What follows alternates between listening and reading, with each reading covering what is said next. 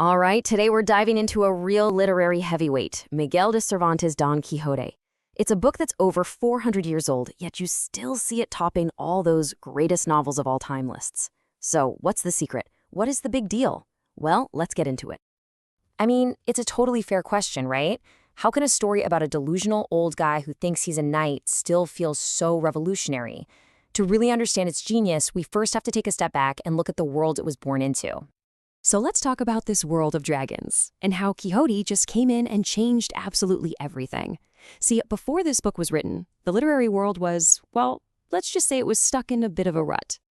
Back then, everyone was obsessed with one kind of story, the chivalric romance. You can basically think of these as the blockbuster action movies of their day.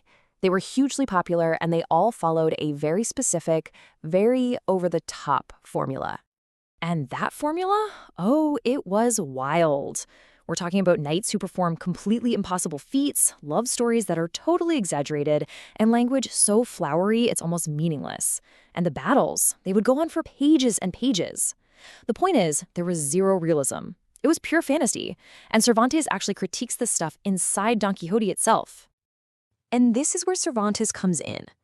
He saw how absurd this all was and decided to write a book that was basically a giant satire to make fun of the whole genre. But here's the wild part. In the process of trying to destroy that old style of writing, he accidentally created something brand new, the modern novel.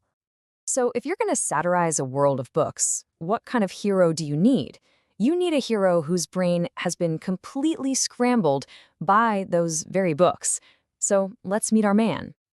And right here on the very first page, this is where it all kicks off. Cervantes introduces us to a gentleman from a place in Spain called La Mancha.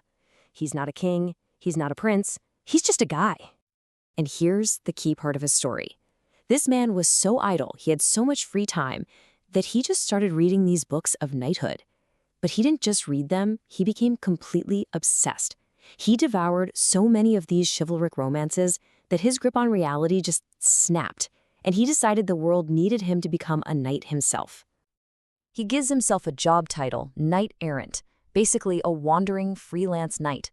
His self-appointed mission? To roam the countryside, righting wrongs, defending the helpless, and bringing justice to the world, just like the heroes in his books.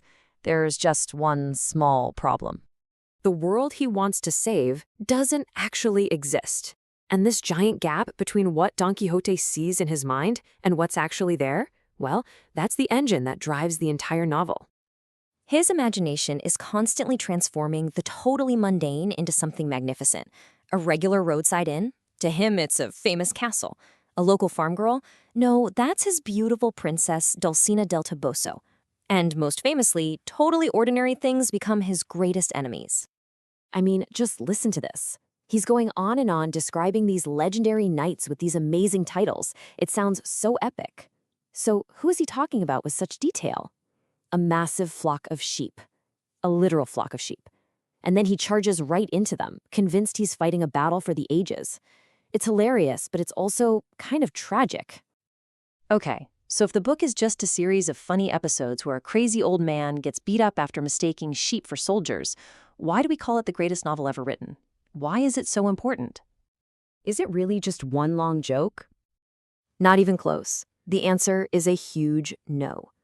Because while Cervantes was making fun of the old way of writing, he completely by accident created an entirely new way of telling stories. The comedy is just the hook. It's what gets you in the door. But what makes the book a masterpiece is its incredible depth. It's this vivid, realistic snapshot of 17th century Spain, filled with characters from all walks of life. You've got innkeepers, dukes, goat herds, criminals, and they all feel completely real. And this is what makes it modern. For the first time, a novel was set in a specific, real-world place, while exploring truths about being human that are universal. And unlike those flat heroes of chivalry, Don Quixote has a rich internal life. We are literally inside his head, seeing the world through his delusional, but also kind of noble eyes. He's literature's first truly complex psychological character. And that psychological depth, that blend of what's real and what's imagined, is exactly why this story still hits home for us 4 centuries later. You know, it's funny. Cervantes himself knew he had tapped into something special. He said the book was so clear that everyone, from children to old men, could read it and get something out of it. And you know what? He was totally right. Because at its heart, Don Quixote is about the big questions we all face. It's about that tension between the world as it is and the world as we wish it could be. It's about sticking to your ideals even when everyone else calls you a fool. And it's about the incredible friendship between the dreamer, Quixote, and his practical, down-to-earth squire, Sancho Panza. Ultimately, the novel leaves us with this one powerful question. Look, Don Quixote might be a fool, but he's a fool who dares to see giants instead of windmills, a fool who tries to make the world a more noble place. And that forces us to ask ourselves, is it better to live in the drab reality, or is it better to fight for a beautiful illusion?